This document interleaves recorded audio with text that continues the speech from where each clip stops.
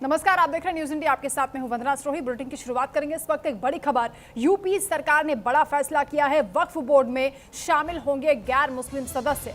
Board में 2 गैर मुस्लिम सदस्य भी होंगे।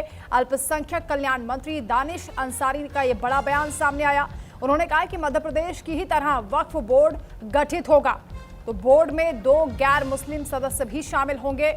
मध्य प्रदेश की तर्ज पर उत्तर प्रदेश में भी बोर्ड बनाने को लेकर ये बड़ा फैसला, जिसकी जानकारी मंत्री की ओर से दी गई है। यूपी सरकार की ओर से ये बड़ा कदम उठाया जा रहा है। वक्फ बोर्ड में गैर मुस्लिम सदस्य भी शामिल होंगे। बताया जा रहा है कि 2 मेंबर होंगे जो कि गैर मुस्लिम होंगे। अल्पसंख्यक कल्याण मंत्री दानिश अंसारी की ओर से ये बड़ा बयान दिया गया है। मध्य प्रदेश की तर्ज पर ही ये कहा जा रहा है कि गैर मुस्लिमों को इस बोर्ड में जगह दी जाएगी। उत्तर प्रदेश में इसी मॉडल को लागू करने की प्रक्रिया चल रही है। राज्य के अल्पसंख्यक कल्याण मंत्री दानिश अंसारी ने स्पष्ट कहा है कि उत्तर प्रदेश सुन्नी सेंट्रल वक्फ बोर्ड और शिया वक्फ बोर्ड में इन संशोधनों को लागू किया जाएगा, जिसका मुख्य उद्देश्य यही है कि कामकाज में ज्यादा ट्रांसपेरेंसी रहे, पारदर्शिता लाई जा सके। तो ये बड़ी जानकारी इस वक्त सामने आ रही है। उत्तर प्रदेश सरकार की ओर से वक्फ बोर्ड को लेकर यह बड़ा फैसला, बड़ा कदम उठाया जा रहा है। यानी सरकार अभी तैयारी में है। मध्य प्रदेश की तर्ज पर बोर्ड बनाया जाएगा, गैर मुस्लिमों को जगह दी जाएगी। आपको बता दें कि यूपी सरकार वक्फ संशोधन अधिनियम 2025 के तहत राज्य वक्फ बोर्ड का पुनर्गठन करने की तैयारी में है। नए नियम के मुताबिक बोर्ड में अनिवार्य रूप से कम 2 गैर मुस्लिम सदस्य और महिलाओं को भी शामिल किया जाएगा।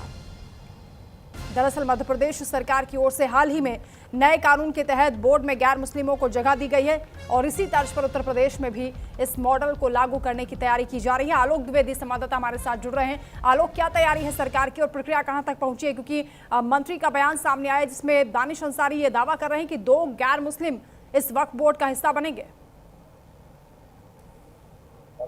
है वक्फ बोर्ड को लेकर 2024 में उस पर अमली जामा पहनाने के लिए प्रदेश सरकार भी काम करना शुरू कर चुकी है। जैसा कि अभी मध्य प्रदेश में जो बवाल उठा हुआ है, 2 गैर मुस्लिम सदस्य जोड़े गए थे, उसके बाद ये हो हल्ला मचा हुआ। लेकिन उत्तर प्रदेश में जो अल्पसंख्यक कल्याण मंत्री हैं दानिश रजा, वो बलिया में कार्यक्रम में गए थे। उन्होंने स्पष्ट तौर पर कहा कि जो केंद्र सरकार ने जो नियम लागू किए हैं, जो संशोधन किया है, उसका उत्तर प्रदेश में पूरी तौर से उसका पालन किया जाएगा, उसको लागू किया जाएगा। क्योंकि इस संशोधन में पसमानदा महाज के भी लोग एक शामिल होंगे, मुस्लिम महिला भी होंगी, साथ ही साथ 2 गैर मुस्लिम भी शामिल होंगे। तो ये उन्होंने स्पष्ट कर दिया है कि जब गठन होगा, वक्फ बोर्ड का जब गठन होगा उत्तर प्रदेश में जो आगामी, उसमें इसका पूरा ध्यान रखा जाएगा और जो पसमानदा समाज के लोग हैं उनको भी प्रतिभागिता दी जाएगी, साथ ही मुस्लिम महिलाओं को भी रखा जाएगा और 2 हिंदू संगठन से जुड़े हुए लोग या गैर मुस्लिम जो भी हैं उनको रखा जाएगा। क्योंकि ये मामला धीरे धीरे तूल पकड़ता जा रहा है, लेकिन स्पष्ट तौर पर जिस तरह से वक्फ संपत्तियों को लेकर तमाम तरह के विवाद सामने आए हैं, उसको लेकर केंद्र सरकार ने जो नियम लागू किए हैं, जो संशोधन किया है, उस पर दानिश रजा ने भी स्पष्ट कहा कि इससे पारदर्शिता बढ़ेगी। वक्फ बोर्ड की संपत्तियां जो है, साथ ही उनका बोर्ड का जो संचालन है, उसके संचालन में जो पारदर्शिता आएगी। अगर कहीं भी थोड़ी भी हिला हवाली होगी तो चूंकि गैर समुदाय के भी लोग रहेंगे तो जाहिर सी बात है कि बात सामने भी आएगी। तो पूरी प्रक्रिया को पारदर्शी, सुलभ और समुचित बनाने के लिए इस बोर्ड का जब गठन होगा तो उसमें केंद्र सरकार ने जो संशोधन किए हैं 2024 में, उसका पूरा पालन उत्तर प्रदेश में भी किया जाएगा, जिसको स्पष्ट कर दिया है दानिश रजा ने, जो अल्पसंख्यक कल्याण मंत्री हैं उत्तर प्रदेश के। जी बिल्कुल आलोक, सियासी गलियारे में इसको लेकर क्या चर्चा हो रही है? दूसरे पक्ष की ओर से क्या कहा जा रहा है?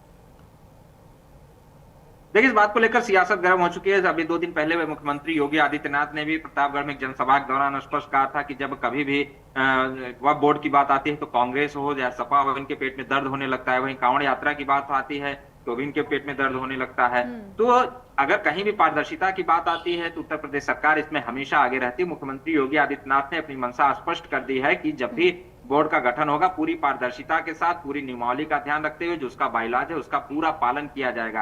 हालांकि अभी किसी विपक्षी दल का कोई भी नेता मुखर होकर बयान नहीं दिया है, लेकिन सियासी गलियारे में ये हलचल तेज हो चुकी। जब दबी हुई जुबान में लोग कहने लगे हैं कि अब धीरे धीरे जो मुस्लिम वक्फ बोर्ड की संपत्तियां हैं इसका भी हिंदूकरण उत्तर प्रदेश में या पूरे देश में होने लगा है, जिसके विरोध के लिए लोग तैयार, जैसा कि मध्य प्रदेश में कुछ लोग कोर्ट जाने की तैयारी कर रहे हैं, अगर उत्तर प्रदेश में भी ऐसा होता है, अगर लागू किया जाता है तो जाहिर सी बात है कुछ लोग कोर्ट की तरफ रुख कर सकते हैं। लेकिन जब भी उत्तर प्रदेश में लागू होगा तो जाहिर सी बात है कि इस पर सियासत और गरमाएगी और मुखर होकर लोग सामने आएंगे, क्योंकि समाजवादी पार्टी हमेशा से इस बात के पक्षधर रही है कि जो वक्फ बोर्ड है जो जिस समुदाय का है उसका उस पर आधिपत्य होना चाहिए, उसमें गैर समुदाय के लोगों का प्रवेश नहीं होना चाहिए।